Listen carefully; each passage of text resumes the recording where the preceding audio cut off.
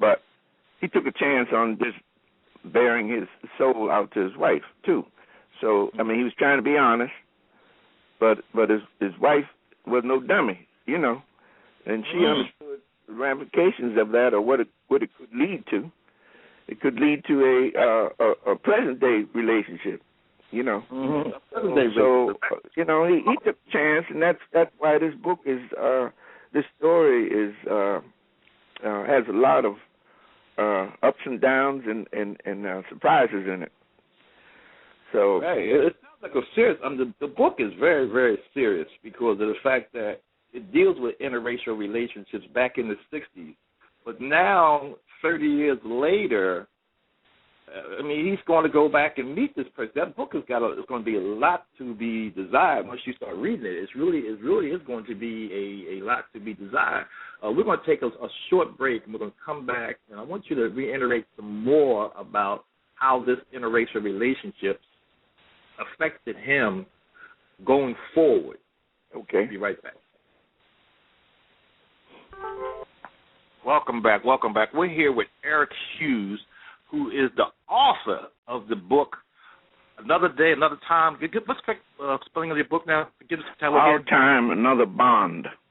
Another Time, Our Time, Another Bond. Man, and that's serious. Our Time, Another Bond. And that's what this is about. It's about another bond. It's about time now and another bond. He's bonding again with a person that he knew years ago.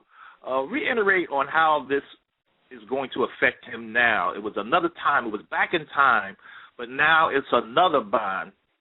Reiterate on that, on how that is going to affect him now, this union that he is going to encounter, and how it's going to affect him now, and how he's going to rebond, or how this bond is going to now affect his life. Well, he's married and has a daughter. He doesn't want his daughter to. The last thing he would want is his daughter witnessing some kind of a disagreement between her mother and her father. So he's got to walk lightly around that issue. Sometimes he's not true to his real self. In other words, he's questioning. Well, you know, am I sure that's? I just want a platonic relationship, or deeper inside, am I trying to rehook up with her? You know. So he's torn between that.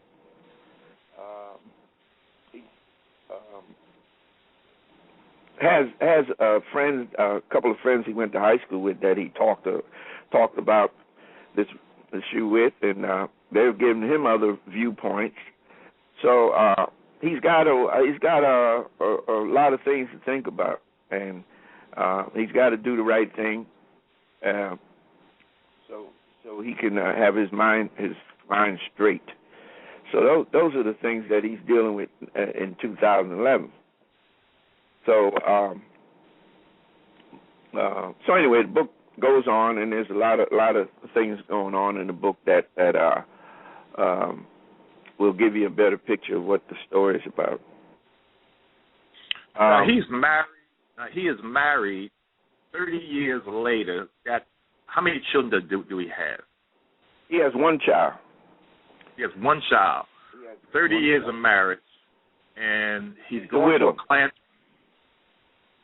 And he's going to a class reunion. Right. But yet, he still remembers this woman, this white woman, of 30 years ago. I mean, that's serious. Well, see, that's where the song by Jesse Belvin comes in. See, he heard that song on the beach down in Barbados.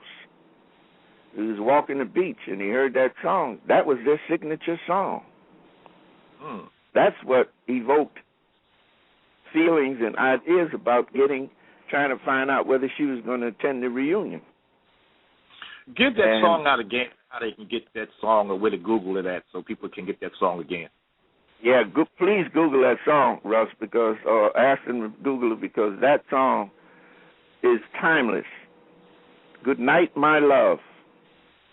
by Jesse Belvin. Good Night, My Love by Jesse Belvin. We're gonna definitely Google that, and we want people to tune into that and listen to the words, because the words spark the relationship in this man's mind where he's at today. Words are very powerful. I mean, what you say and what people say and power words is exceptional. I mean, you have to realize that words mean something, and people listen to words and what people say and how they say it, and people are wooed by words. I mean, many people, especially women, have been moved by somebody's words. That's and right. Words mean something. So people realize that this word thing, man, you can't fight it, man. Somebody whispers something in somebody's ear, or they tell somebody. A friend of mine, I remember years ago, was trying to date a girl, and the guy said, well, he ever took you to the movies? He didn't take you nowhere. He didn't do this. And that people fall for that.